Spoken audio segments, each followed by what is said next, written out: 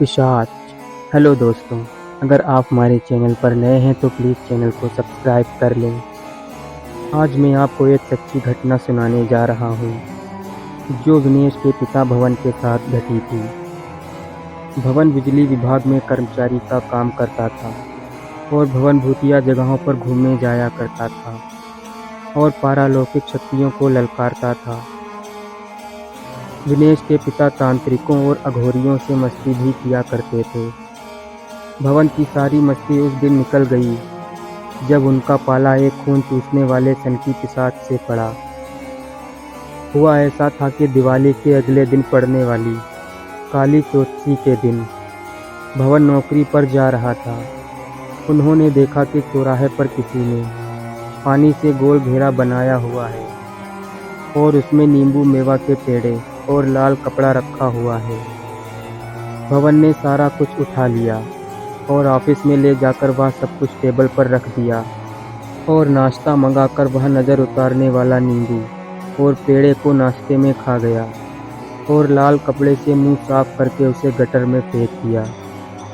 भवन को समझ नहीं आ रहा था कि वह किस मुसीबत में पड़ चुका है। वह एकदम से चौंक पड़ा जब एक पिशाच वहीं उसके सामने आ गया और उसे एक अघोरी ने आज़ाद किया था। अब वह प्रेत नींबू और पेड़े के माध्यम से भवन को चपेट में लेने वाला था।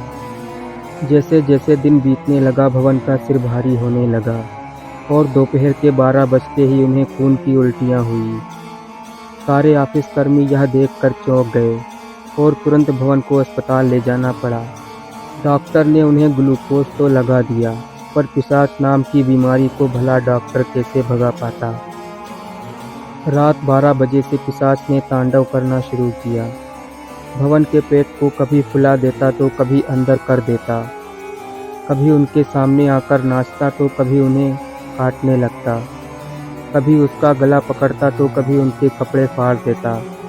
भवन को तुरंत अस्पताल से घर ले जाना पड़ा, जहां उन्हें बांध कर रखना पड़ा था।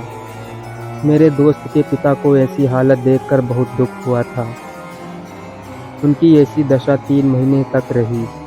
इन 3 महीनों में वह एक कैंसर पीड़ित रोगी की तरह कमज़ोर हो गए और उन्होंने सबसे बात करना तक छोड़ दिया था।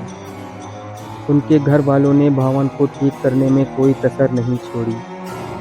दवा और डांट फटकार, प्यार सब कुछ आजमाया, पर भवन दिन पर दिन बेकाबू और बीमार होता गया। अंत में डॉक्टर ने भी हाथ खड़े कर दिए और कहा कि इनकी बीमारी हमारी समझ से बाहर है। तभी एक चमत्कार हुआ और एक अघोरी साधु भवन के घर आया। उसने सिर्फ इतना कहा कि आप घर में जिसे रहस्यमय तकलीफ है उसे मेरे सामने ले आइए, मैं उसकी तकलीफ ले जाने आया हूँ। मेरे दोस्त विनेश की मां ने तुरंत अपने पति भवन को वहां खड़ा कर दिया। उस साधु अघोरी ने फिर कहा कि जाकर कुछ कपड़े, मिठाई और एक नींबू लाल कपड़े में ले आओ। आंटी ने तुरंत सारी सामग्री ला दी और उस अघोरी साधु ने वह सब कुछ भवन को झूठा करने को कहा। फिर अघोरी वह झूठा पेड़ा और नींबू वहीं खुद खा गया और लाल कपड़े को अपने गले में बांध लिया।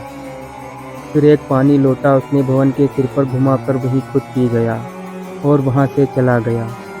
अघोरी साधु के चले जाने के बाद 3 दिन में भवन जैसा था वैसा हो गया। और अजीब बात यह है कि भवन को यहाँ तक याद नहीं कि खुद की हालत क्या हुई थी। और आज भी वह भूत प्रेत चुड़ैल पिशाच में नहीं मानता और मन मर्जी से पारलौकिक शक्तियों को ललकारता है और मज़े से ज़िंदगी बिता रहा है।